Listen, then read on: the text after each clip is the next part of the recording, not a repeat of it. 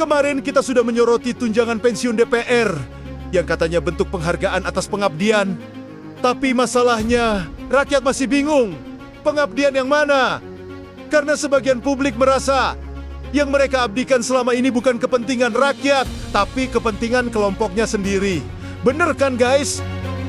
Dan sekarang kita lanjut membahas soal kinerja DPR dalam menentukan program skala prioritas.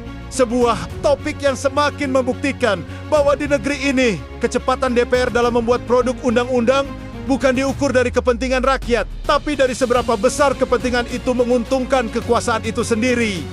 Maka wajar kalau muncul suara-suara sumbang di luar sana yang mulai bertanya keras, sebenarnya DPR ini bekerja untuk siapa sih? Untuk rakyat, untuk rekening pribadi, atau untuk para elite yang duduk manis di eksekutif dan partai? Dan sebenarnya rakyat sudah tahu dan lihat untuk siapa mereka bekerja.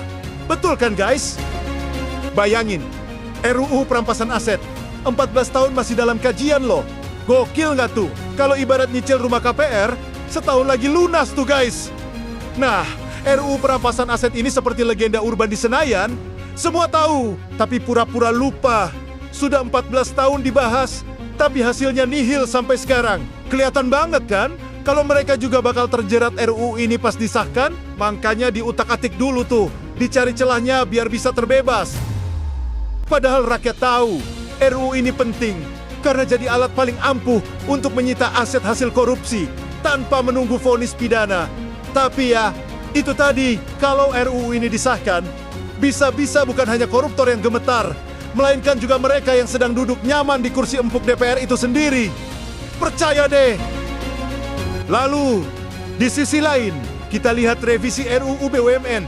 Pembahasannya ngebut, katanya untuk memperkuat tata kelola perusahaan negara. Tapi rakyat paham, seringkali RUU semacam itu lebih banyak membuka jalan untuk privatisasi, permainan saham, dan ruang bagi kelompok tertentu untuk menguasai aset strategis bangsa. Jadi kalau dibandingkan, mana yang lebih penting bagi penyelamatan negara? RUU BUMN yang berpotensi membuka ruang bisnis baru bagi elit? Atau RUU perampasan aset yang justru bisa mengembalikan uang negara triliunan rupiah? Rakyat tentu tahu jawabannya. Sayangnya, DPR seperti pura-pura tuli. Perbandingan yang tak pernah adil. RUU perampasan aset katanya perlu dikaji ulang. Tapi RUU BUMN harus segera disahkan. Padahal kalau didalami, satu menyelamatkan uang rakyat, satu lagi menyelamatkan kepentingan kelompok. Di sini terlihat kalau urusannya menyentuh kepentingan publik, DPR mendadak jadi lamban dan penuh alasan. Tapi kalau menyangkut peluang investasi, jabatan komisaris, atau ruang manuver politik, semuanya bisa dikebut, bahkan di tengah malam. Itulah wakil rakyat kita guys. Terlihat bahwa skala prioritas yang tak rasional, tapi politis. Setiap tahun DPR mengumumkan daftar RUU prioritas, tapi rasanya lebih mirip wishlist politik.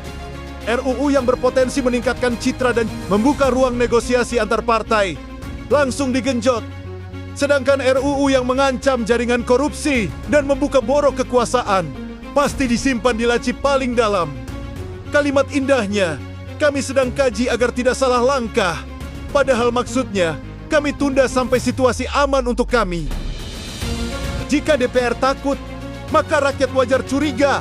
Di luar sana, rakyat makin sinis. Bukan karena benci lembaga perwakilan, tapi karena kecewa.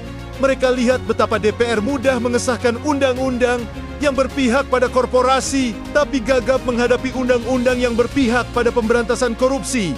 Rakyat takut harga beras naik, tapi anggota DPR takut kalau rekeningnya naik audit. Kalau begini terus, wajar jika selama ini ada suara sumbang yang meneriakkan pembubaran DPR. Dan kalau perilaku itu berlanjut, keberadaan mereka di gedung rakyat hanya untuk melindungi kolega, memperkuat kekuasaan, dan melestarikan budaya korupsi, maka bukan tidak mungkin suatu saat nanti rakyat sendirilah yang benar-benar bertindak pada wakil rakyatnya yang duduk empuk di kursi DPR. Sebab rakyat bisa sabar, tapi tidak bisa dibodohi selamanya, karena DPR bukan milik partai, bukan milik kelompok, tapi milik rakyat yang kini mulai sadar bahwa wakilnya tak lagi mewakili suaranya di negeri ini. Ngobrol Nalar, inilah channel dengan durasi singkat, di mana suara kami tidak akan berhenti menyinggung nurani. Karena dari ruang kecil inilah, resonansi kritik bisa menjadi getaran perubahan besar bagi bangsa ini. Jangan lupa like, komen, share, dan subscribe. Nyalakan juga notifikasi kalian lewat tombol lonceng, supaya nggak kelewat video-video terbaru kami. Sampai jumpa di video berikutnya. Wassalam.